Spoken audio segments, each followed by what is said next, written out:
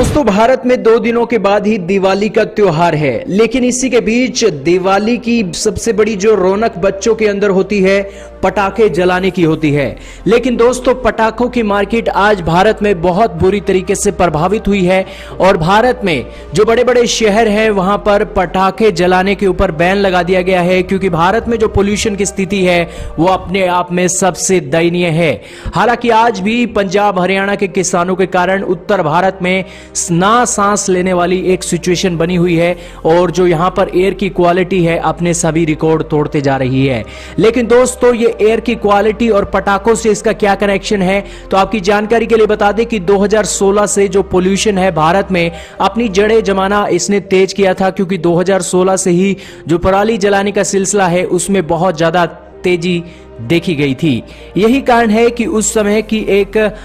जो एक पटाखा की मार्केट है इसके बराबर ही प्रभावित हुई है। 2016 में सबसे ज्यादा पटाखों की मार्केट ने एक धंधा किया था, अपने जो एक बिक्री की थी, और इसी के साथ ही 6000 करोड़ के पटाखे 2016 में बेचे गए थे। लेकिन उसी के बाद 2016 में ही पोल्यूशन का स्तर भारत में बढ़ता है, तो 2017 में यही जो पटाखों की बिक्री है गिरकर 4000 करोड़ आ जाती है, यानी कि 2000 करोड़ सीधे ही गायब हो जाते हैं। और उसी की कड़ी में 2019 के भी आंकड़े आ गए हैं कि 3500 करोड़ रुपए के पटाखा मार्केट ने बेचे थे। हालांकि तमिलनाडु गढ़ माना जाता है पटाखों को बेचने के मामले में और बनाने के मामले में, और 1000 से भी ज्यादा ऐसी जो एक कंपनियां हैं आज ये मैन्युफैक्चरिंग करती हैं पटाखों की, और ये शताब्दी पहले से ही पटाखों बनाने का काम है ये करती आ रही हैं। लेकिन इसी की कड़ी में जो 2019 के आंकड़े थे 3500 करोड़ रुपए के थे और 2016 के आंकड़े 6000 करोड़ के थे। इससे आप समझ सकते हैं कि यहां पर क्या सिचुएशन है और भारत की पटाखा मार्केट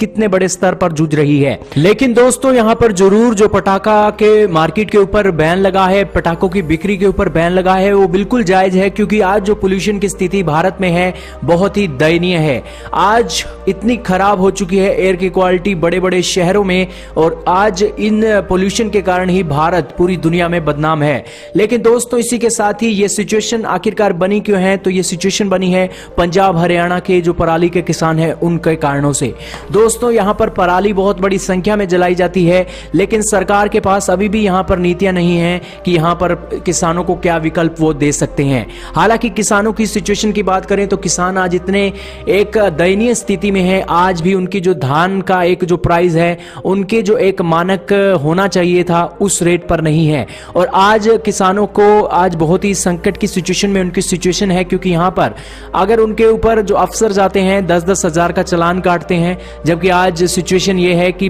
2300 से लेकर 2000 से लेकर 2300 तक जो धान के रेट हैं, आज उन रेटों पर किसानों का जो खर्चा है वो ही नहीं निकल रहा है। जबकि यहां पर हरियाणा में तो सिचुएशन अलग है, लेकिन इसी के साथ ही जो पंजाब की सिचुएशन है वहां पर तो चालान ही नहीं काटे जा रहे हैं, क्योंकि पंजाब की सरकार वहां पर एक किस्म से पराली को जलाने के ऊपर ही ज्यादा एक रोल प्ले कर रही है। दोस्तों, यहां पर किसानों का गुस्सा सरकार के खिलाफ वैसे भी बहुत है, क्योंकि जो एक बिल लाया गया है उन कारणों से भी पंजाब के किसान सरकार के खिलाफ हैं, और इन्हीं कारणों से जो पराली है रिकॉर्ड स्तर पर पंजाब में जलाई जा रही है। लेकिन यहां पर उसका जो असर है अब यहां पर पटाखा मार्केट पर पड़ रहा है। 3500 करोड़ तक इनकी बिक्री गिर गई है, और 2020 में बैन होने के कारण अब जो पटाखा मार्केट है वो 2000 करोड़ तक गिर सकती है। यहां पर आपकी जानकारी के लिए यह भी बता दें कि 1070 से भी ज्यादा जो एक पटाखों को बनाने का काम करती हैं फैक्ट्रियां तमिलनाडु में, उनका कहना है कि हमारा 20% स्टॉक अब रुक सकता है। लेकिन इसी के साथ ही हमारा जो एक रोजगार है वो रोजगार अब छिनने वाला है,